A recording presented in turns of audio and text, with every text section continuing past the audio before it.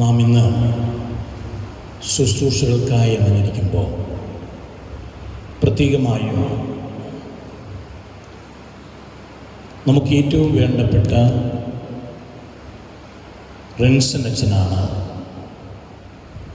ഇന്നത്തെ ശുശ്രൂഷകൾക്ക് നേതൃത്വം വഹിക്കുന്നത്. ഇന്നത്തെ ദൈവബലിയിൽ മുഖ്യ കാർമ്മികത്വം വഹിക്കുന്നത് നമ്മുടെ പ്രിൻസ് അച്ഛനാണ്. രണ്ടുപേരും കൊച്ചി രൂപതയുടെ അഭിമാനങ്ങളാണ്. ഇന്നത്തെ നിയോഗം ദുബായിൽ നിന്നുള്ള റജിയുടെയും കുടുംബത്തിൻ്റെയും നിയോഗങ്ങളാണ്. അവർക്ക് വേണ്ടി പ്രത്യേകമായി പ്രാർത്ഥിക്കുകയാണ്. അവരുടെ കുടുംബം ഇവിടെ ഇന്ന് സന്നിഹിതരായിട്ടുണ്ട്. അവരെ പ്രത്യേകമായി ഓർത്ത് പ്രാർത്ഥിക്കുന്നു. അതോടൊപ്പം തന്നെ നിയോഗം സമർപ്പിക്കപ്പെട്ടിരിക്കുന്ന എല്ലാവരെയും ഇത്തരുണത്തിൽ ഓർക്കുകയും ഈ രണ്ട് വൈദികരെയും ഇന്നത്തെ ശുശ്രൂഷയിലേക്ക് സ്വാഗതം ചെയ്യുകയും ചെയ്യുകയാണ്. സ്നേഹത്തോടെ ആത്മാർത്ഥതയോടുകൂടെ നമുക്ക് ഈ ശുശ്രൂഷയിൽ പങ്കെടുക്കാം.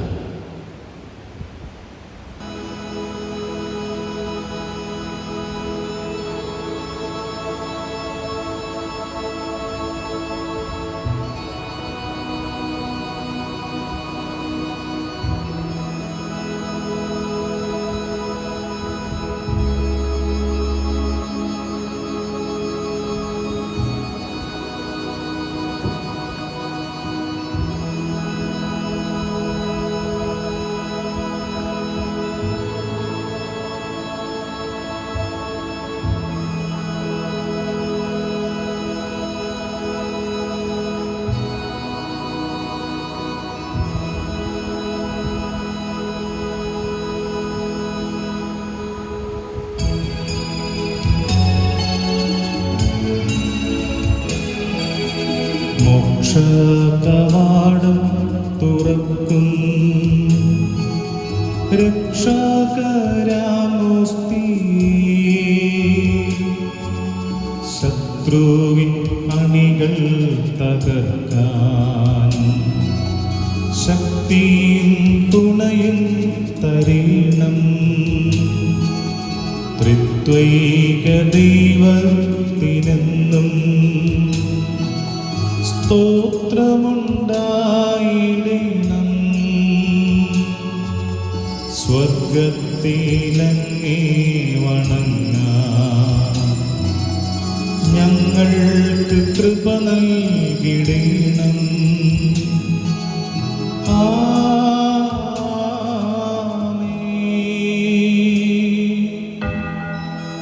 പരിശുദ്ധ പരമമാ ദിവ്യകാരുണ്യമേ, എന്നുമെന്നും അങ്ങേക്കാരാധന.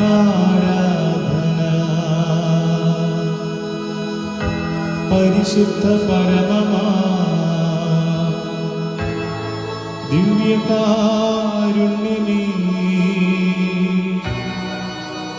എന്നുമെന്നും അങ്ങേക്കാരാധന.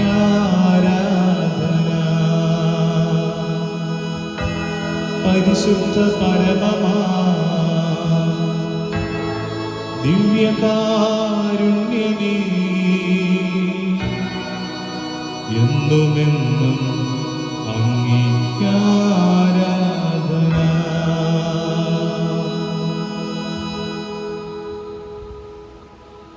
സ്നേഹനിധിയായ ഈശോയെ, രണ്ടോ മൂന്നോ പേർ എൻ്റെ നാമത്തിൽ ഒരുമിച്ച് കൂടുന്നിടത്ത് അവരുടെ മധ്യേ ഞാനുണ്ടായിരിക്കും എന്നരുൾ ചെയ്ത ഞങ്ങളുടെ നല്ല തമ്പുരാനെ, നിന്റെ സന്നിധിയിൽ ഞങ്ങൾ ഇന്നായിരിക്കുമ്പോൾ, നിന്നോട് ചേർന്ന് ഞങ്ങൾ നിൽക്കുമ്പോൾ ഞങ്ങൾക്കെല്ലാം സാധ്യമാണെന്ന് ഞങ്ങൾ ഉറപ്പായി വിശ്വസിക്കുന്നു. കർത്താവേ, ദൈവമേ, ഇന്ന് ഈ ശുശ്രൂഷ ആരംഭിക്കുമ്പോൾ അങ്ങയുടെ നാമത്തിന് മഹത്വമുണ്ടാകട്ടെ എന്ന് ഉറക്കെ പ്രഘോഷിച്ചുകൊണ്ട് ഈശോയെ, ഈ ശുശ്രൂഷയിൽ സംബന്ധിക്കുന്ന എല്ലാവരെയും അങ്ങേ തൃക്കരങ്ങളിലേക്ക് സമർപ്പിക്കുന്നു. ദൈവത്തിൻ്റെ വല്യമായ കൃപ അവരുടെ മേലുണ്ടാകണമേ, അവരെ ശക്തിപ്പെടുത്തണമേ, അവിടെ പരിശുദ്ധാത്മാവ് അഭിഷേകത്താൽ ദൈവമേ നിറയ്ക്കണമേ, അവരെ കത്തിജ്വലിപ്പിക്കണമേ, അവരെ ശക്തിയുള്ളവരാക്കി മാറ്റണമേ, അവരുടെ അസ്വസ്ഥതകൾ, ബന്ധനങ്ങൾ, അവര് ആയിരിക്കുന്ന പാപത്തിൻ്റെതായ അടിമത്തത്തിൽ നിന്നൊക്കെ ഈശോയെ മോചിപ്പിക്കണമേ. സങ്കീർത്തന പുസ്തകത്തിൽ നമ്മൾ വായിക്കുന്നുണ്ട്, അവനെ നോക്കിയവര് പ്രകാശിതരായി എന്ന്. തമ്പുരാനെ, നിന്നെ നോക്കുമ്പോൾ, നിന്നെ കാണുമ്പോൾ, നിന്റെ വലിയ കൃപ വഴി ഞങ്ങൾക്ക് പ്രകാശം തരണമേ, ഞങ്ങൾ ശക്തിയുള്ളവരായി മാറണമേ. അങ്ങിൽ കൂടുതലായി ആഴപ്പെട്ട് വിശ്വസിച്ചുകൊണ്ട് അങ്ങയുടെ അടുത്ത് വന്നുകൊണ്ട് വിശ്വാസത്തിൽ വളരുവാനായിട്ട്, പ്രകാശിതരാകുവാനായിട്ട്, എല്ലാ ബന്ധനങ്ങളും അഴിച്ചു മാറ്റിക്കൊണ്ട് പുതിയ മനുഷ്യനായി മാറുവാനായിട്ട് ഈശോയെ എന്നെ സഹായിക്കണമേ. ഒരു നിമിഷം ദൈവത്തെ നോക്കിക്കൊണ്ട് ഈശോയെ എന്നെ ശക്തിപ്പെടുത്തണമേ, എല്ലാവിധ അപകടങ്ങളിൽ നിന്ന് കാത്തുരക്ഷിക്കണമേ. അങ്ങയുടെ പരിശുദ്ധാത്മാവിനാൽ അയച്ച് എന്നെ ശക്തിപ്പെടുത്തണമേ എന്ന് പ്രാർത്ഥിച്ചുകൊണ്ട് പരിശുദ്ധാത്മാവിൻ്റെ അഭിഷേകം യാചിച്ചുകൊണ്ട് തന്നാലും നാഥ എന്ന ഐരടികൾ ആലപിച്ചുകൊണ്ട് നമുക്ക് ഈശോയിലേക്കുള്ള ഈ ശുശ്രൂഷയിലേക്ക് നമുക്ക് കടക്കാം. അപ്പോസ്തലന്മാരെ ശക്തിപ്പെടുത്തിയ പരിശുദ്ധാത്മാവേ, ഞങ്ങളെയും ശക്തിപ്പെടുത്തണമേ എന്ന് നമുക്കിപ്പോൾ പ്രാർത്ഥിക്കാം. തന്നാലും നാഥ ആത്മാവിനെ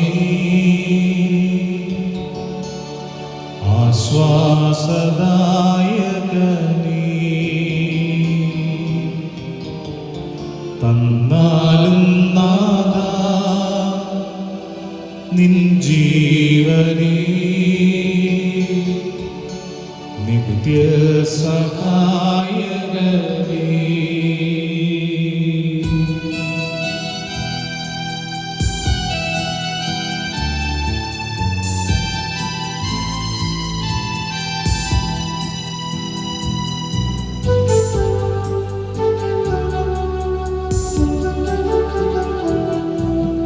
തന്നാലും നാഥ ആത്മാവിനെ ആശ്വാസദായകനേ,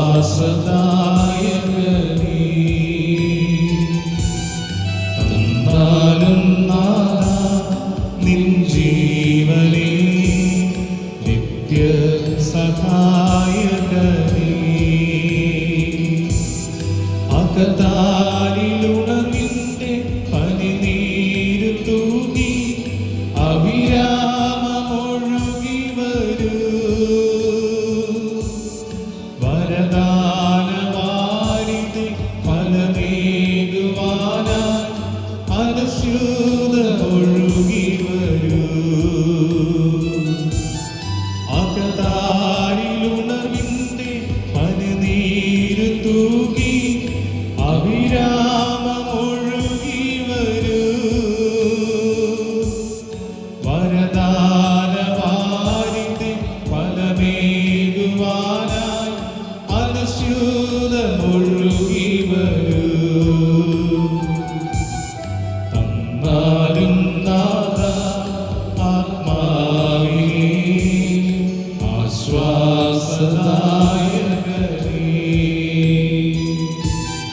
തന്നാലും നാഥ നിൻ ജീവനേ, നിത്യ സഹായകനേ. ഈശോയെ, ദൈവമേ, ഞാൻ ആരാണെന്ന് നീ അറിയുന്നു, എൻ്റെ ജീവിതം എന്താണെന്ന് നീ അറിയുന്നു, എൻ്റെ ചിന്തകൾ, എൻ്റെ ഹൃദയ വിചാരങ്ങൾ ഒക്കെ നീ മനസ്സിലാക്കുന്നുണ്ട്, അറിയുന്നുണ്ട് എന്ന് എനിക്കുറപ്പായ ബോധ്യമുണ്ട്. ദൈവമേ, ഈശോയെ, പലപ്പോഴും വീണു പോകുന്നുണ്ട്, തെറ്റുകൾ സംഭവിക്കുന്നുണ്ട്, വീഴ്ചകൾ വരുന്നുണ്ട്, പല രീതിയിൽ നിന്നിൽ നിന്ന് പതറിപ്പോയ നിമിഷങ്ങളും ഉണ്ടായിട്ടുണ്ട്. ദൈവമേ, ചേർത്ത് നിർത്തണമേ, എൻ്റെ കൂടെ ആയിരിക്കണമേ. അങ്ങയുടെ പരിശുദ്ധാത്മാവിനെ നൽകി എന്നെ ശക്തിപ്പെടുത്തണമേ. അങ്ങയുടെ ആത്മാവിൽ ആഴമായി ഉറച്ചു നിന്നുകൊണ്ട് ആ ഒരു വിശ്വാസത്തിൽ ഇനിയും മുൻപോട്ട് പോകുവാനായിട്ട്, തളരുമ്പോൾ താങ്ങായി മാറുവാനായിട്ട്, വീഴുമ്പോൾ എഴുന്നേൽപ്പിക്കുവാനുള്ള ഒരു ശക്തിയായി മാറുവാനായിട്ട് അങ്ങയുടെ ആത്മാവിനെ അയക്കണമേ. സങ്കീർത്തന പുസ്തകത്തിൽ വായിക്കുന്നുണ്ട്, ദൈവത്തിന്റെ ചിറകിൻ കീഴിലാണ് മനുഷ്യന്റെ നിലനിൽപ്പ് എന്ന്. കർത്താവേ, അങ്ങയുടെ ചിറകിന്റെ കീഴിൽ എന്നെ ചേർക്കണമേ. ഈശോയെ, അങ്ങനെ ചേർത്ത് നിർത്തണമേ കർത്താവേ. ആ ഉറച്ച ബോധ്യത്തിൽ നിന്നുകൊണ്ട് ഇരട്ടികള് നമുക്ക് ആരംഭിക്കാം. പാപവും പുണ്യവും വേർതിരിച്ചേകുന്ന ജ്ഞാനമായൊഴുകി വരൂ. ആത്മീയ സന്തോഷം ദാസരിൽ നൽകുന്ന സ്നേഹമായൊഴുകി വരൂ. പാപവും പുണ്യവും വേർതിരിച്ചേകുന്ന ജ്ഞാനമായൊഴുകി വരൂ. ആത്മീയ സന്തോഷം ദാസരിൽ നൽകുന്ന സ്നേഹമായൊഴുകി വരൂ. എന്നാലും നാഥാ, ആത്മാവിനെ ആശ്വാസദായകനേ. എന്നാലും നാഥാ, നിൻ ജീവനേ നിത്യസഹായകനേ. കരങ്ങളിൽ വിളിച്ചുകൊണ്ട് യേശുവേ, ദൈവമേ, കർത്താവേ, ഞങ്ങളുടെ ഈ ശുശ്രൂഷയെ സമർപ്പിച്ച് പ്രാർത്ഥിക്കുന്നു. ദൈവമേ, ഞങ്ങൾക്കുണ്ടാകാനിടയുള്ള എല്ലാ തടസ്സങ്ങളെയും ദൈവമേ സമർപ്പിക്കുന്നു. ദൈവമേ, ഞങ്ങൾ ഈ ശുശ്രൂഷയിൽ കടന്നു വരാനായിട്ടുള്ള എല്ലാ തടസ്സങ്ങളെയും ഓർക്കുന്ന ദൈവമേ, എല്ലാ ചിന്തകളെയും ഓർക്കുന്ന ദൈവമേ, അസ്വസ്ഥമാക്കുന്ന നിമിഷങ്ങളെ ഓർത്ത് പ്രാർത്ഥിക്കുന്നു. ദൈവമേ, എല്ലാത്തിനെയും അങ്ങേ തൃക്കരങ്ങളിലേക്ക് സമർപ്പിക്കുന്നു. ദൈവമേ, അങ്ങയുടെ വിശുദ്ധ കുരിശിന്റെ നാമത്താല് പരിശുദ്ധ അമ്മയുടെ വിമല ഹൃദയത്തിന് പ്രത്യേകമായി പ്രതിഷ്ഠിച്ചുകൊണ്ട് ഞങ്ങൾ ഈ ശുശ്രൂഷയെ കാത്തു സംരക്ഷിക്കണമേ. പരിശുദ്ധാത്മാഭിഷേകം ഉണ്ടാകണമേ.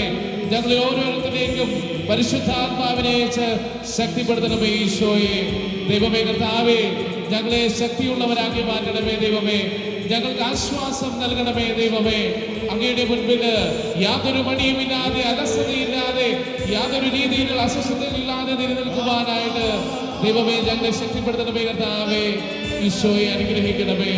ഈശോയെ, ദൈവമേ, കർത്താവേ, അനുഗ്രഹിക്കണമേ. ഈശോയെ, ദൈവമേ, കർത്താവേ, അനുഗ്രഹിക്കണമേ. ഈശോയെ, അനുഗ്രഹിക്കണമേ. ഉൽപ്പത്തി പുസ്തകം 3-ാം അധ്യായം 8 മുതലുള്ള വാക്യങ്ങൾ.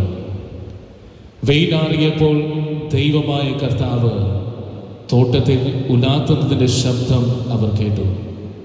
പുരുഷനും ഭാര്യയും അവിടത്തെ മുൻപിൽ നിന്ന് മാറി തോട്ടത്തിലെ മരങ്ങൾക്കിടയിൽ ഒളിച്ചു. അവിടുന്ന് പുരുഷനെ വിളിച്ചു, നീ എവിടെയാണ്?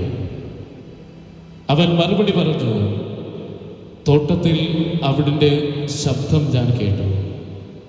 ഞാൻ അജ്ഞനായതുകൊണ്ട് ഭയന്ന് ഒളിച്ചതാണ്. അവിടുന്ന് പുരുഷനോട് ചോദിച്ചു, നീ എവിടെയാണ്? ക്രിസ്തുവിൽ സ്നേഹമുള്ള സഹോദരീ സഹോദരന്മാരെ, ആദത്തോട് ദൈവം ചോദിക്കുന്ന ഒരു ചോദ്യമാണ്, നീ എവിടെയാണ്? Where are you? ഇപ്പോൾ നമ്മോട് ഓരോരുത്തരോടും ചോദിച്ചുകൊണ്ട് നിൽക്കുന്ന ഒരു ചോദ്യവും ഇത് തന്നെയാണ്. ഇപ്പോൾ നീ എവിടെയാണ്? പലപ്പോഴും നമ്മോട് തന്നെ ഈ ചോദ്യം ഒരു 1000 തവണ ചോദിച്ചിട്ടുണ്ടാകാം. എവിടെയാണ് ഞാൻ നിൽക്കുന്നത്? എവിടെയാണ് ഞാൻ നിൽക്കേണ്ടത്? ആഴമായിട്ട് ഈ വാചകത്തെക്കുറിച്ച് ധ്യാനിക്കുമ്പോൾ, ചിന്തിക്കുമ്പോൾ എനിക്ക് ഒരു ദൈവത്തെ മനസ്സിലാകുന്നു. അല്ലെങ്കിൽ ദൈവം ആരാണെന്ന് ഞാൻ അറിയുവാനായിട്ട് ശ്രമിക്കുന്നു. കാരണം ദൈവം അത്രമാത്രം മനുഷ്യനെ മനസ്സിലാക്കുന്നു.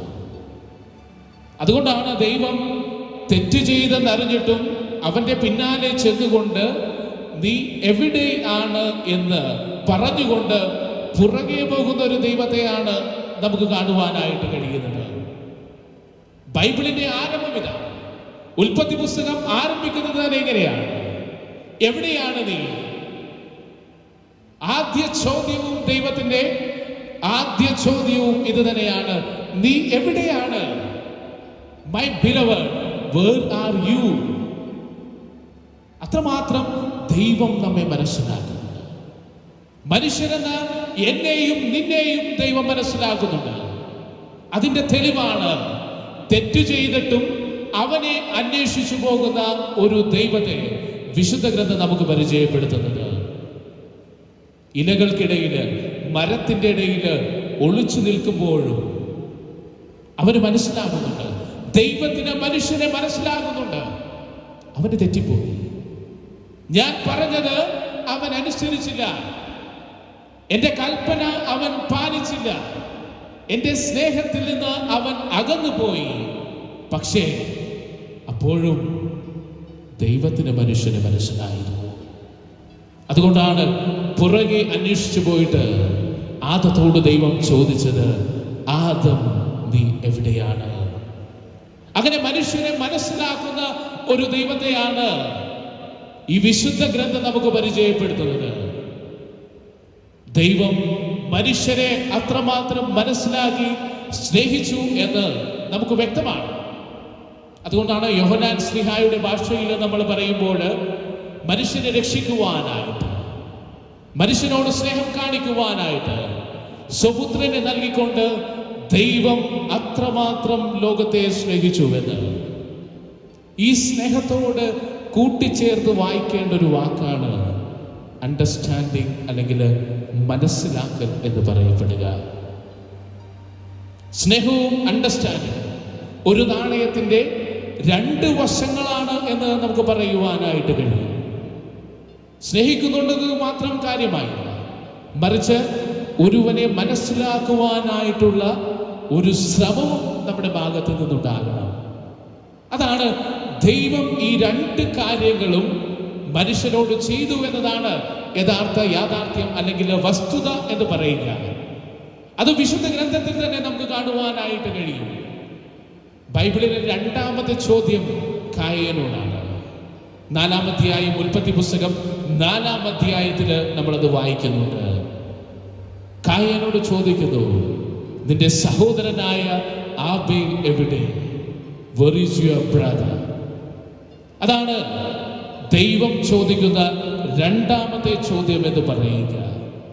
നമ്മൾ വായിക്കുന്നുണ്ട് 4-ാം അധ്യായത്തിൽ ഈ സഹോദരന്മാരുടെ കഥ, കായന്റെയും ആബേലിന്റെയും കഥ. രണ്ടുപേരും കാഴ്ച സമർപ്പണം നടത്തുന്നു. ഒരാളുടെ ബലി സ്വീകരിക്കപ്പെടുന്നു, മറ്റൊരാളുടെ ബലി തിരസ്കരിക്കപ്പെടുന്നു. കായേന് ആബേലിനോട് അസൂയ ഉണ്ടാകുന്നു, തൻ്റെ സഹോദരനെ കൊല ചെയ്യുന്ന കായേൻ. പക്ഷേ ആദ്യമായിട്ട് ഒരു കൊലപാതകിയായി മാറുന്നു. വിശുദ്ധ ഗ്രന്ഥത്തിലെ ആദ്യത്തെ കൊലപാതകി കൊന്നിരിക്കുന്നത് തന്റെ സഹോദരനെ. എല്ലാവരാലും വിറക്കപ്പെട്ട്, എല്ലാവരാലും കുറ്റക്കാരനെന്ന് മുദ്രണം ചെയ്തു നിൽക്കുന്ന കായേന് കൂട്ടായി വരുന്ന ഒരു ദൈവത്തെയും നമ്മൾ വായിക്കുന്നുണ്ട്. കായേൻ ദൈവത്തോട് പരാതിപ്പെടുന്നുണ്ട്, ഞാനിനി എന്തു ചെയ്യും? അപ്പോൾ ദൈവം പറയുന്നുണ്ട്, നിന്റെ മേലെ ഞാനൊരു മുദ്ര സ്ഥാപിക്കും, ആരും നിനക്കെതിരെ വരികയില്ല. അങ്ങനെ കായേനെ മനസ്സിലാക്കുന്ന, കായേൻ എന്ന് പറയുന്ന കൊലപാതകയെ മനസ്സിലാക്കുന്ന ഒരു ദൈവം. ഇതാണ് ഞാൻ പറഞ്ഞത്, പ്രിയ സഹോദരങ്ങളെ, ദൈവം നമ്മെ അറിയുന്നുണ്ട്, ദൈവം നമ്മെ മനസ്സിലാക്കുന്നുണ്ട്, ദൈവം നിന്റെ ചിന്തകളെ അറിയുന്നുണ്ട്, നിന്റെ പ്രവർത്തികളെ അറിയുന്നുണ്ട്. അല്ലെങ്കിൽ നീ ചിന്തിക്കുന്ന ഓരോ കാര്യങ്ങള്, നീ ഓർക്കുന്ന അസ്വസ്ഥനാകുന്ന ഓരോ കാര്യങ്ങള് ദൈവം അറിയുന്നുണ്ട്, അവൻ മനസ്സിലാക്കുന്നുണ്ട്. അതുകൊണ്ടാണ് ദൈവം നമ്മുടെ കൂടെ ശക്തിയായിട്ട് മാറുന്നത് എന്ന് പറയപ്പെടുന്നത്. ജ്ഞാനത്തിന്റെ പുസ്തകം 1-ാം അധ്യായം 6-ാം വാക്യത്തിൽ നമ്മൾ ഇപ്രകാരം വായിക്കുന്നുണ്ട്: ദൈവം മനസ്സിന്റെ സൂക്ഷ്മ വ്യാപാരങ്ങളെ അറിയുന്നവനും ഹൃദയത്തെ യഥാർത്ഥമായി നിരീക്ഷിക്കുന്നവനാണ്, നാവിൽ നിന്ന് ഉരിയുന്നത് കേൾക്കുന്നവനുമാണ്. അത്രമാത്രം ദൈവം നമ്മെ മനസ്സിലാക്കുന്നുണ്ട് എന്നുള്ള തിരിച്ചറിവാണ് എനിക്ക് വേണ്ടത്. വീണ്ടും നമ്മൾ കാണുന്നുണ്ട് പുറപ്പാട് പുസ്തകത്തില് ദൈവം തെരഞ്ഞെടുത്ത ജനമായിട്ട് ഇസ്രായേലിനെ രൂപീകരിക്കുന്ന പ്രക്രിയ നമുക്ക് വായിച്ചു കേൾക്കുന്നത് അല്ലെങ്കിൽ കാണുന്നത് പുറപ്പാട് പുസ്തകത്തിൽ നിന്നാണ്.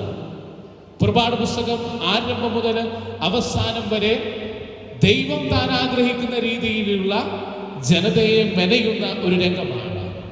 അതാണ് പുറപ്പാട് സംഭവം എന്ന് പറയുക. മരുഭൂമിയിലൂടെ ഒരു ജനത്തിന്റെ യാത്ര, വീഴ്ചകളും താഴ്ചകളും ഉണ്ടാകുന്ന യാത്ര, ദൈവത്തിൽ നിന്ന് അകന്നു പോകുന്ന ഇസ്രായേൽ ജനത്തെയും നമ്മൾ പുറപ്പാട് പുസ്തകത്തിൽ വായിക്കുന്നുണ്ട്. പക്ഷെ ഇവിടെയും ദൈവം അവന്റെ ജനതയെ മനസ്സിലാക്കുന്നു. വിശപ്പ് വന്നപ്പോൾ അവൻ മന്നയായി അപ്പമായി മാറുന്നു. ദാഹം വന്നപ്പോൾ ദൈവം വെള്ളമായി മാറുന്നു.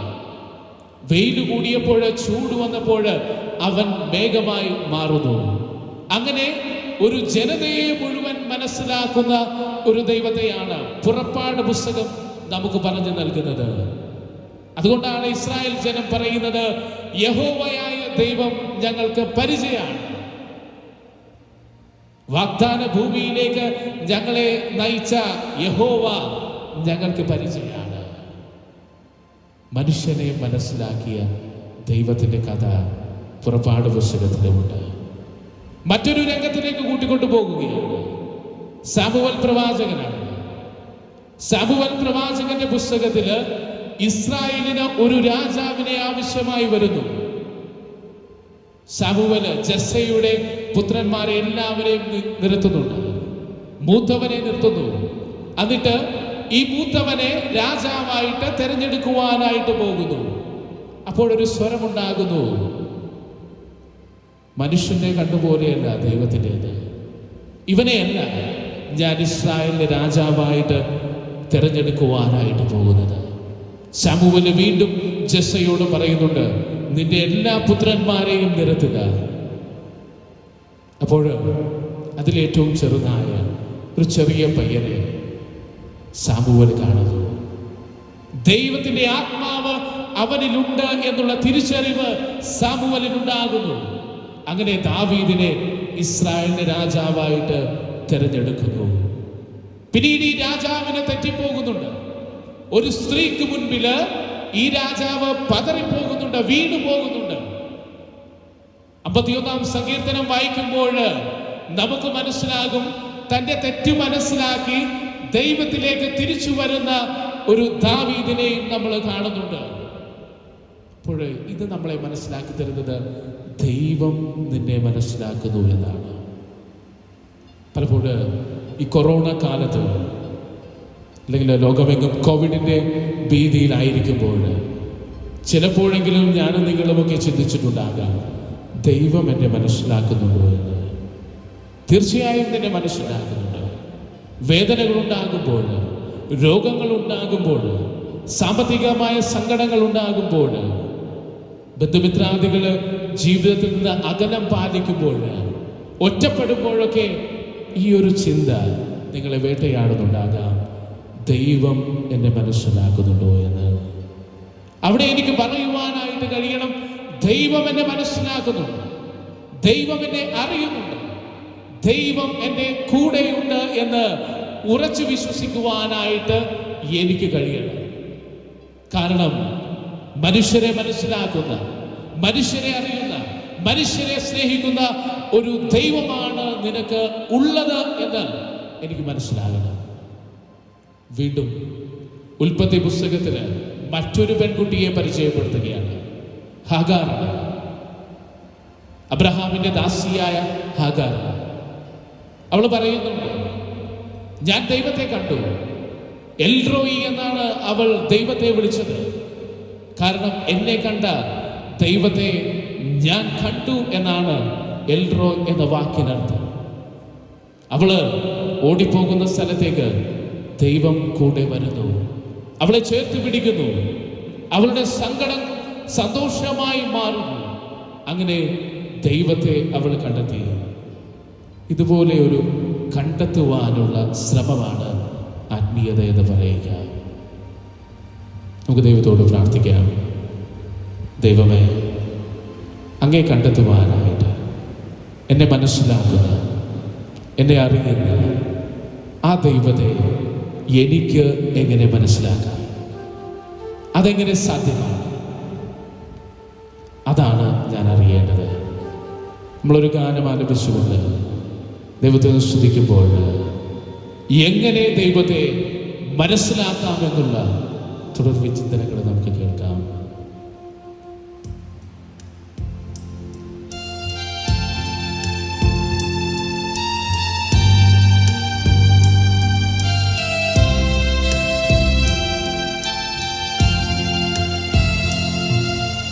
ആകാശമേ കേൾക്ക,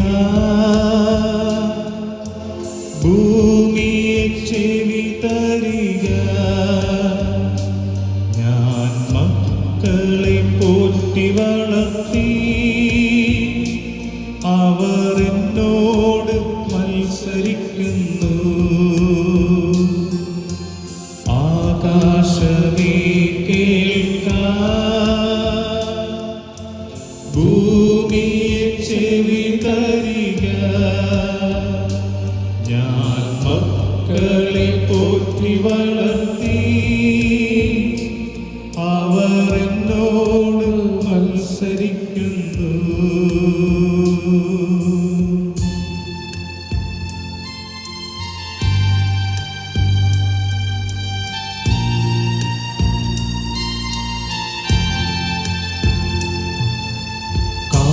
തന്റെ ഉടയവനേ, കഴുത തന്റെ യജമാനന്റെ പുൽത്തൊട്ടി അറിയുന്നല്ലോ. എൻ ജനം അറിയുന്നില്ല. കാള തന്റെ ഉടയവനേ, കഴുത തന്റെ യജമാനന്റെ പുൽത്തൊട്ടി അറിയുന്നല്ലോ. എൻ ജനം അറിയുന്നില്ല. ആകാശമേ കേൾക്ക,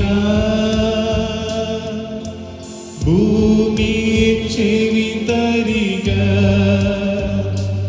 ഞാൻ മക്കളെ പോറ്റി വളർത്തി,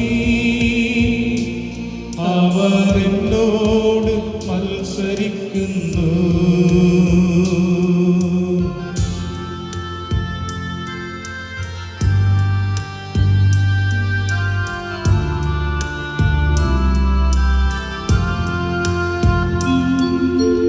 അകൃത്യഭാരം ചുമക്കും ജനം,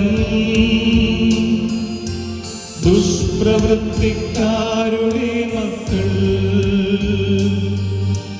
വഷളായി നടക്കുന്നവർ ദൈവമാരെന്നറിയുന്നില്ല.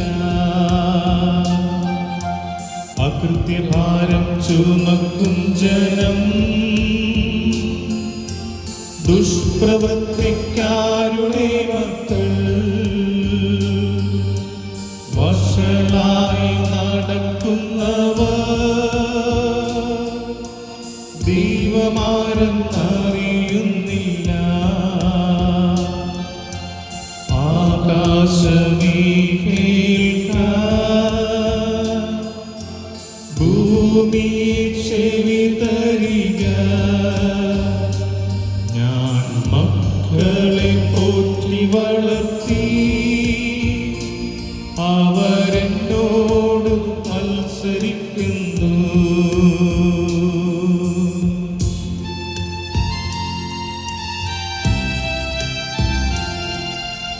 ആകാശത്തിൽ ഞാറയും കൊക്കും നീവൽ പക്ഷിയും അവർ തന്റെ കാലമറിയും. എൻ ജനം അറിയുന്നില്ല. ആകാശത്തിൽ പെരിഞ്ഞാറയും കൊക്കും നീവൽ പക്ഷിയും അവർ തന്റെ കാലമറിയും. എൻ ജനം അറിയുന്നില്ല. ആകാശമേ കേൾക്ക, ഭൂമിയെ ചെവി തരിക. ഞാൻ മക്കളെ പോറ്റി വളർത്തി, അവരെന്നോട് മത്സരിക്കുന്നു. അവരെന്നോട് മത്സരിക്കുന്നു. സ്നേഹമുള്ളവരെ, നമ്മൾ ചിന്തിക്കുകയായിരുന്നു, എന്നെ ദൈവം മനസ്സിലാക്കുന്നുണ്ട്.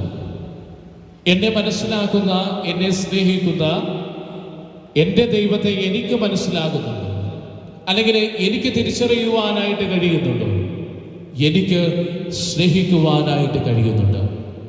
ഇതാണ് ചിന്തിക്കേണ്ടത്. ഇത് എങ്ങനെ സാധ്യം? എങ്ങനെയാണ് എന്നെ മനസ്സിലാകുന്ന, അല്ലെങ്കിൽ എന്നെ മനസ്സിലാക്കുന്ന ദൈവത്തെ എനിക്ക് അറിയുവാനായിട്ട് കഴിയുന്നത്? അത് ദൈവത്തിൻ്റെ കൃപയിലൂടെ. അതുകൊണ്ടാണ് പൗലോസ് അപ്പോസ്തലൻ വളരെ മനോഹരമായിട്ട് പറഞ്ഞത്, ഞാൻ എന്തായിരിക്കുന്നുവോ അത് ദൈവകൃപയാലാണ് എന്ന്. അതുകൊണ്ടാണ് ശിഷ്യന്മാർ പറഞ്ഞത്, കർത്താവെ ഞങ്ങളെ പ്രാർത്ഥിക്കുവാനായിട്ട് പഠിപ്പിക്കുക. പ്രാർത്ഥിക്കുവാനായിട്ട് ഞങ്ങൾ പഠിച്ചു കഴിയുമ്പോൾ ഞങ്ങൾ ശക്തിയുള്ളവരായിട്ട് മാറും. വീണ്ടും കർത്താവ് പറയുന്നുണ്ട് യോഹന്നാന്റെ സുവിശേഷത്തിൽ, ഒരു സഹായകൻ നിങ്ങളുടെ മേൽ വരും. ആ സഹായകൻ നിങ്ങളുടെ മേൽ വന്നു കഴിയുമ്പോൾ നിങ്ങൾ ശക്തിയുള്ളവരായിട്ട് മാറും. അങ്ങനെ ശക്തിയുള്ളവരായി മാറുന്ന അപ്പോസ്തലന്മാരെ നമ്മൾ അപ്പോസ്തല പ്രവർത്തനങ്ങളിൽ വായിക്കുന്നുണ്ട്. കർത്താവിന്റെ മരണത്തിന് ശേഷം പേടിച്ച് വിറച്ച് ഭയപ്പെട്ട് നിൽക്കുന്ന ഒരു ശിഷ്യ സമൂഹം ശക്തിയുള്ളവരായിട്ട് മാറുന്നു. വിവിധ ഭാഷകളിൽ സംസാരിക്കുവാനായിട്ട് തുടങ്ങുന്നു. രോഗസൗഖ്യം നടത്തുന്നു. അത്ഭുത പ്രവർത്തനങ്ങൾ നടത്തുന്നു. ഇതൊക്കെ അവർക്ക് സാധ്യമാകുന്നത് പെന്തക്കോസ്ത അനുഭവത്തിലൂടെയാണ്. പരിശുദ്ധാത്മാവ് അവരുടെ മേൽ വന്നപ്പോൾ അവർ ശക്തിയുള്ളവരായിട്ട് മാറി. തങ്ങളെ മനസ്സിലാക്കുന്ന, തങ്ങളെ സ്നേഹിക്കുന്ന, തങ്ങൾക്ക് ശക്തി പകരുന്ന, തങ്ങൾക്കെല്ലാം സാധ്യമാക്കി തരുന്ന ആ ദൈവത്തെ അവർ തിരിച്ചറിഞ്ഞു. അതുകൊണ്ടാണ് പൗലോസ് അപ്പോസ്തലൻ റോമാക്കാർക്ക് എഴുതിയ ലേഖനത്തിൽ വളരെ വ്യക്തമായിട്ട് പറയുക, വാളോ പീഡനമോ സഹനമോ എന്ത് തന്നെ ആയാലും ദൈവ സ്നേഹത്തിൽ നിന്ന് എന്നെ അകറ്റുവാനായിട്ട് കഴിയുകയില്ല. എന്ത് തന്നെ എൻ്റെ ജീവിതത്തിൽ സംഭവിച്ചാലും ദൈവത്തിൽ നിന്ന് അകറ്റുവാനായിട്ട് കഴിയുകയില്ല. ദൈവത്തെ മനസ്സിലാക്കിയ, തന്നെ മനസ്സിലാക്കുന്ന, ദൈവത്തെ മനസ്സിലാക്കിയ അപ്പോസ്തലനായ വിശുദ്ധ പൗലോസ്. നമുക്കറിയാം തോമസ് അക്വിനാസിനെ പറ്റി. സഭയില് സഭാപണ്ഡിതനായ, വളരെ പ്രാബല്യമുള്ള, ദൈവത്തെ പറ്റി അറിവുള്ള, പല ദൈവശാസ്ത്രങ്ങളുടെ അടിസ്ഥാന ഘടകങ്ങൾ നിർവഹിച്ച തോമസ് അക്വിനാസ് ഒരിക്കൽ ദിവ്യബലി അർപ്പിച്ചുകൊണ്ടിരിക്കുമ്പോൾ അദ്ദേഹത്തിന് ഒരു അനുഭവം, ദൈവം എന്നെ സ്നേഹിക്കുന്നു, ദൈവം എന്നെ മനസ്സിലാക്കുന്നുള്ളൂ എന്നുള്ള തിരിച്ചറിവ് അദ്ദേഹത്തിനുണ്ടായപ്പോൾ അദ്ദേഹം പൊട്ടിക്കരഞ്ഞുകൊണ്ട് ഇങ്ങനെ പറയുകയുണ്ടായി, അല്ലയോ ദൈവമേ, നീ എന്നെ സ്നേഹിക്കുന്നു എന്നുള്ള ആ ഒരൊറ്റ ചിന്ത മതി എനിക്ക് ജീവിക്കുവാനായിട്ട് ശക്തിയാകുന്നത്. അപ്പോൾ ഇത് എങ്ങനെ സാധ്യമാണ്? ദൈവത്തിൻ്റെ കൃപ എൻ്റെ മേലും നിങ്ങളുടെ മേലും വരുമ്പോൾ തീർച്ചയായിട്ടും നമുക്ക് ദൈവത്തെ മനസ്സിലായി തുടങ്ങും. ദൈവമാണെന്ന്, ദൈവം സ്നേഹമാണെന്ന്, ദൈവം ശക്തിയാണെന്ന്, എൻ്റെ രോഗങ്ങളെ എടുത്തു മാറ്റാൻ കഴിവുള്ളവനാണ് എന്നൊക്കെ എനിക്ക് മനസ്സിലാകുന്നത് ദൈവകൃപ എൻ്റെ പേര് വരുമ്പോഴാണ്. അതിന് ഏറ്റവും വലിയ ഉദാഹരണമല്ലേ പരിശുദ്ധ അമ്മ. ലൂക്കായുടെ സുവിശേഷത്തിന് ഇതാ കർത്താവിൻ്റെ ദാസി, നിന്റെ ഹിതം എന്നിൽ നിറവേറട്ടെ എന്ന് ആ അമ്മ പറഞ്ഞപ്പോൾ അവൾ കൃപയുള്ളവരായിട്ട് മാറി. അതുകൊണ്ടാണ് പരിശുദ്ധ അമ്മയെ ഗബ്രിയേൽ ദൈവദൂതൻ ഇങ്ങനെ അഭിസംബോധന ചെയ്തത്, ദൈവ കൃപ നിറഞ്ഞവളെ എന്ന്. ആ കൃപ നിറഞ്ഞവളായിട്ട് അമ്മ മാറിയപ്പോൾ, ആ കൃപ നിറഞ്ഞപ്പോൾ അവൾക്ക് ദൈവത്തെ മനസ്സിലായി. ചുറ്റുമുണ്ടാകുന്ന സഹനങ്ങളെ, മകൻ കൊലക്കളത്തിലേക്ക് മരിക്കുവാനായിട്ട് നടന്നു നീങ്ങിയപ്പോഴും അവൾക്ക് മനസ്സിലായി ദൈവഹിതം ഇതാണ്. ഈ കൃപയ്ക്കനുസരിച്ചുകൊണ്ട്, ഈ ഹിതമനുസരിച്ചുകൊണ്ട് ജീവിക്കുക. സ്നേഹമുള്ളവരെ, നമ്മുടെ കുടുംബജീവിതത്തിലും ഇതുപോലെ ചില ഭാഷകൾ, ഭർത്താവിൻ്റെ ഭാഷ ഭാര്യയ്ക്ക് മനസ്സിലാകണമെങ്കിൽ, ഭാര്യയുടെ ഭാഷ ഭർത്താവിന് മനസ്സിലാകണമെങ്കിൽ, മാതാപിതാക്കളുടെ ഭാഷ മക്കൾക്ക് മനസ്സിലാകണമെങ്കിൽ തീർച്ചയായും ദൈവകൃപയിലൂടെ നമ്മൾ നടന്നു നീങ്ങണം. അപ്പോഴാണ് എന്നെ മനസ്സിലാക്കുന്ന ദൈവത്തെ എനിക്ക് മനസ്സിലാക്കുവാനായിട്ട് കഴിയുക. ദൈവത്തെ എനിക്ക് മനസ്സിലാകുമ്പോൾ എൻ്റെ സഹോദരനെ എനിക്ക് മനസ്സിലാക്കുവാനായിട്ട് കഴിയും. അവൻ്റെ കുറവുകളെ എനിക്ക് അറിയുവാനായിട്ട് കഴിയും. അവനും ഒരു മനുഷ്യനാണെന്ന് എനിക്ക് ചിന്തിക്കുവാനായിട്ട് കഴിയും. അവനെ ചേർത്ത് പിടിക്കുവാനായിട്ട് എനിക്ക് കഴിയും. അവനെ സ്നേഹിക്കുവാനായിട്ട്, അവൻ്റെ മുറിവുകളിൽ കൂടെയുള്ള ഒരു നല്ല സമരിയാക്കാരനായിട്ട് മാറുവാനായിട്ട് എനിക്ക് കഴിയും. അങ്ങനെ ദൈവത്തെ മനസ്സിലാക്കുക ഭാഷ എന്ന് പറയുന്നത് ദൈവകൃപയാണ്. നിനക്ക് എൻ്റെ കൃപ മതി. പൗലോസിനോട് ദൈവം പറഞ്ഞ വാക്കുകളാണ്. ഇന്ന് നമ്മെ നോക്കിയും ദൈവം നമ്മോട് പറയുന്നു, നിനക്ക് എൻ്റെ കൃപ മതി. ആരാധനയുടെ ആശീർവാദ നിമിഷത്തിലേക്ക് നമ്മൾ കടക്കുകയാണ്. നമുക്ക് ഈ അവസരത്തിൽ ദൈവത്തോട് പ്രാർത്ഥിക്കാം. ഈശോയെ, എന്നെ മനസ്സിലാക്കുന്ന, എന്നെ അറിയുന്ന, കായേനെ മനസ്സിലാക്കിയ ദൈവമേ, ഇസ്രായേൽ ജനത്തെ മനസ്സിലാക്കിയ ദൈവമേ, തെറ്റിപ്പോയ ദാവീദിനെ മനസ്സിലാക്കിയ ദൈവമേ, യോഹന്നാന്റെ സുവിശേഷത്തിലെ പാപിനിയായ സ്ത്രീയെ മനസ്സിലാക്കിയ ദൈവം, ലൂക്കായുടെ സുവിശേഷത്തിന് ധൂർത്തപുത്രനെ മനസ്സിലാക്കിയ പിതാവായ ദൈവം, എമാവുസിലേക്ക് പോയ ശിഷ്യന്മാര് തന്നെ വിട്ട് ഓടി പോകുന്നു എന്ന് മനസ്സിലാക്കി കൂടെ ഒരു കൂട്ടുകാരനെ പോലെ, ഒരു സഹചാരിയെ പോലെ കൂട്ടുനിന്ന ദൈവം. എൻ്റെ ഈശോയെ, നമുക്ക് കണ്ണുകളൊക്കെ ഒന്ന് അടച്ച് കരങ്ങളൊക്കെ ഒന്ന് കൂട്ടിപ്പിടിച്ചുകൊണ്ട്, ദൈവമേ, എൻ്റെ കുറവുകളെ, എൻ്റെ ജീവിതത്തിലെ എല്ലാ സങ്കടങ്ങളെയും നീ മനസ്സിലാക്കുന്നുണ്ട്. പക്ഷെ എനിക്ക് മാത്രം നിന്നെ മനസ്സിലാകുന്നില്ല. ദൈവമേ, കുറവുകൾ ഒത്തിരിയുണ്ട്, വീഴ്ചകൾ ഒത്തിരിയുണ്ട്. ജീവിതം ഒന്നെടുത്ത് പരിശോധിക്കുമ്പോൾ കുറവുകളാണ് അധികവും. പക്ഷെ അവിടെയൊക്കെ എന്നോട് നീ പറയുന്നത് പോലെ നിനക്ക് എൻ്റെ കൃപ മതിയെന്ന്.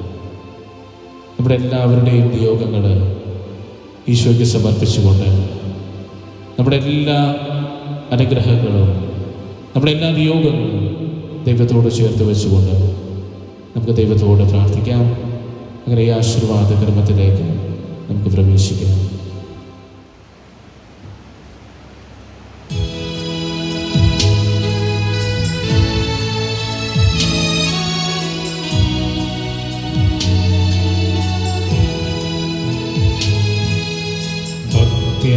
വണങ്ങുക, സാഷ്ടാംഗം വീണു നാം ഏറ്റം മഹത്തമി കൂദാശയേ. നവ്യനിയമത്തിൻ കർമ്മങ്ങൾ വന്നല്ലോ, പൂർവികം സാദരം മാറി നിൽക്കൂ. ഇന്ദ്രിയങ്ങൾ കിഴും പൂര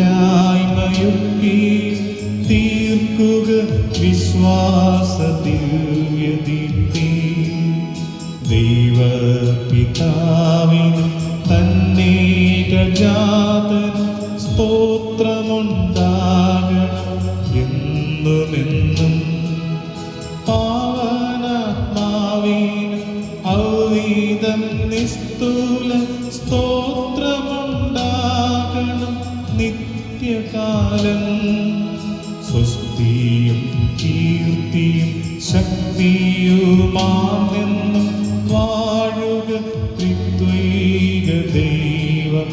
ആമേൻ. ഈശോയുടെ ആശീർവാദം സ്വീകരിക്കുമ്പോൾ ദൈവമേ, ഞങ്ങളുടെ എല്ലാ ബന്ധനങ്ങളും എല്ലാ പാപത്തിൻ്റെതായ അടിമത്തത്തിൽ നിന്നും ഞങ്ങളെ മോചിപ്പിക്കണമേ കർത്താവേ. ദൈവമേ, ഞങ്ങളുടെ കൂടെ ആയിരിക്കണമേ. എന്നെ ശക്തനാക്കുന്നവരിലൂടെ എനിക്കെല്ലാം സാധ്യമാണെന്നരുൾ ചെയ്ത് ഞങ്ങളുടെ ദൈവമേ, ഞങ്ങളെ മനസ്സിലാക്കിയ ദൈവമേ, കരങ്ങൾ ഉയർത്തി ഉച്ചത്തിൽ ഈശോയെ സ്തുതിച്ചുകൊണ്ട് അവിടുത്തെ മഹത്വം പ്രഘോഷിച്ചുകൊണ്ട് ഈശോയുടെ ആശീർവാദം നമുക്ക് സ്വീകരിക്കാം. യേശുവേ നന്ദി, യേശുവേ സ്തുതി, യേശുവേ ആരാധന.